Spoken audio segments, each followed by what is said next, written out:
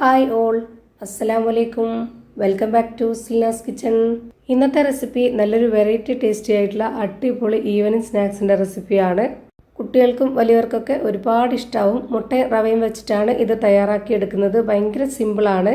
അപ്പോൾ ഇതെങ്ങനെയാണ് തയ്യാറാക്കുന്നതെന്ന് അറിയാനായിട്ട് വീഡിയോ സ്കിപ്പ് ചെയ്യാതെ മുഴുവനായിട്ടൊന്ന് കണ്ടു നോക്കണേ. റെസിപ്പിയിലോട്ട് കിടക്കുന്നതിന് മുമ്പായി സിൽനാസ് കിച്ചൺ ചാനൽ ആദ്യമായിട്ട് കാണുന്നവരാണെങ്കിൽ പ്ലീസ് ഒന്ന് സബ്സ്ക്രൈബ് ചെയ്തേക്കണേ. ഒപ്പം ഈ വീഡിയോസ് നിങ്ങൾക്ക് ഇഷ്ടപ്പെടുകയാണെങ്കിൽ ഒരു ലൈക്ക് ചെയ്ത് ഷെയർ ചെയ്ത് സപ്പോർട്ട് ചെയ്യാനും മറക്കരുത്. ഇനി നമുക്ക് ഇതെങ്ങനെയാണ് തയ്യാറാക്കുന്നതെന്ന് നോക്കാം.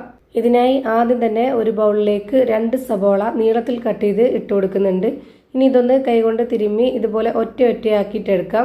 ഈ ഒരു പലഹാരം തയ്യാറാക്കുന്നതിന് ഇതുപോലെ ഉള്ളി ഒറ്റയായിട്ട് ഇട്ട് കൊടുക്കണം. അതുപോലെ നീളത്തിൽ തന്നെ കട്ട് ചെയ്തെടുക്കുകയും ചെയ്യണം. ഇപ്പോൾ ഞാനിവിടെ കൈവച്ചിട്ട് ഇതുപോലെ തിരുമ്മി നല്ല പോലെ റെഡിയാക്കി എടുത്തിട്ടുണ്ട്. ഇനി ഇതിലേക്ക് വേണ്ടത് പച്ചമുളകാണ്. 2 പച്ചമുളക് ചെറുതായിട്ട് കട്ട് ചെയ്ത് ഇട്ട് കൊടുക്കുന്നുണ്ട്. അതിൻ്റെ ഒപ്പം തന്നെ കറിവേപ്പിലയും ഇട്ട് കൊടുക്കാം, അതേപോലെ കട്ട് ചെയ്തിട്ട്.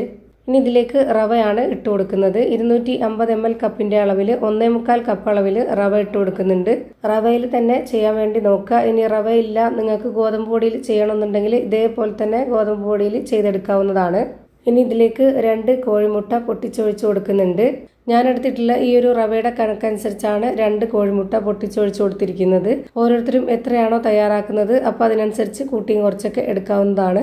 ഇനി ഇതുപോലെ ചെറിയൊരു സ്പൂൺ അളവിൽ 1/2 സ്പൂൺ പെരിഞ്ജീരകമാണ് ഇട്ട് കൊടുക്കുന്നത്. പൊടി ഉണ്ടെങ്കിൽ അത് ഇട്ട് കൊടുത്താലും മതി. 1 സ്പൂൺ അളവിൽ മുളക് പൊടി ഇട്ട് കൊടുത്തു. 1/4 സ്പൂൺ അളവിൽ മഞ്ഞൾപ്പൊടിയും ആവശ്യത്തിനുള്ള ഉപ്പും ഇട്ട് കൊടുത്തിട്ടുണ്ട്.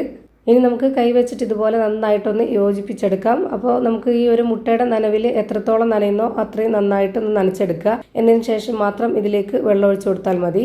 ഇപ്പോൾ ഇതാ നല്ല പോലെ മിക്സ് ചെയ്തെടുത്തിട്ടുണ്ട്. ഇതിലേക്ക് കുറച്ചുകൂടെ വെള്ളത്തിൻ്റെ ആവശ്യമുണ്ട്. അപ്പോൾ ഇതിലേക്ക് ഞാൻ വെള്ളം ഒഴിച്ചു കൊടുക്കുകയാണ്. വളരെ കുറച്ച് വെള്ളം ഒഴിച്ചു കൊടുക്കുകയാണ്. 1/4 കപ്പ് അളവിലാണ് എടുത്തിട്ടുള്ളത്. 250 ml കപ്പിൻ്റെ അളവിൽ. അതിൽ നിന്ന് പകുതിയാണ് ഞാനിപ്പോൾ ഇതിലേക്ക് ഒഴിച്ചു കൊടുത്തിട്ടുള്ളത്.